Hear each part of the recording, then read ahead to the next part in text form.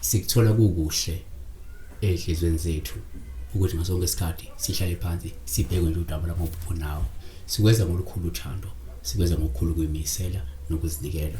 Akukho okuletha intokozo njengokwazi ukuthi at least there are few people out there abasizakele bathola ukucaciseleka ngamanye amaphupho. Sisho ukuthi is perfect when it comes to interpretation of dreams, but siyazama silethi lokho esingakuletha. Bakhona abangcono kunathi, bakhona abakwaziyo kangcono kunathi, nathi was still trying nje kuleyo level yethu. Yenzana ngokubalekile. Qala usubscribe bese ulike le video leyo, also become a member ikhona link ongasebenzisa. Lokho uzokwenza ukuthi ukwazi ukunikela ngemali engango-9 njalo ngenyanga. Kanti ke sinayo account number ongakwazi ukuthi uphinde uyisebenzise uma ukuthi unesifiso sokunikela.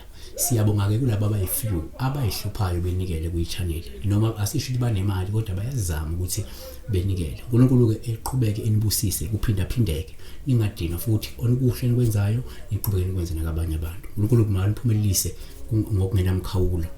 Mina ke kama upastor weningi uMichelle wakandlovu ukuthi sawubona mfundisi, bese sicela incazelo iphupho.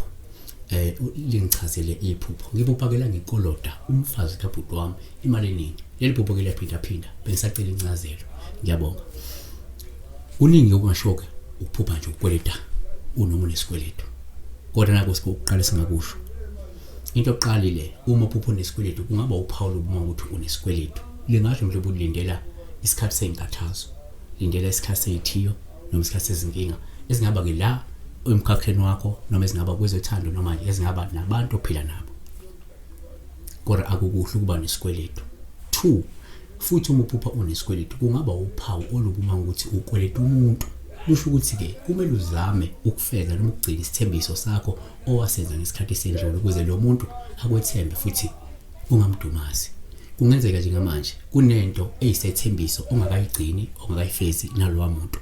Kungenzeka kunomsebenzi othile noma kunesibopho esithile ongakasifezi kulowa muntu. Kungenzeka lo muntu usalindele ukuthi kube nento ethile omele uyenze ongakayenzi, yabo.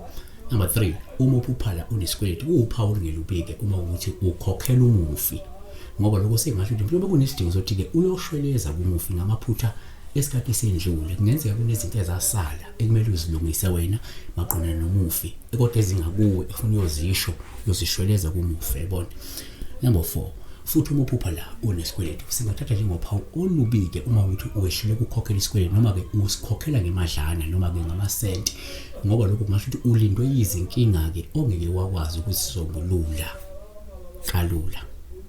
Number 5, futhi uma unesikweletu kungaba uphawu ohle uma ukuthi ukhokhela isikweletu wasiqeda, ngoba lokho kusho ukuthi uzokwazi ukuqhama nesisombululo sezinkinga zakho noma uzokwazi ukuxazulula izinkinga zakho ngempumelelo. Asivaleke uma uphupha isikweletu futhi kungaba uphawu lobike kwesinye isikhathi uma ukhokhela isikweletu nje lokho kungabe nje kufanele mhlawumbe uqikelele ukuthi awusifaki endlekweni, uphinde futhi uzame ukuthi ugweme ukumosha imali ongenasidingo. Kaningi la iphupho la sokukhipha khona imali aluluhle. Esikhathini esiningi uphawu luhle ila khona imali iza kuphi kuwe. That is why in most cases when you dream of you paying, sometimes you end up in real life uthi usuba broke because of overspending, of reckless spending. So siyabonga. May God bless you.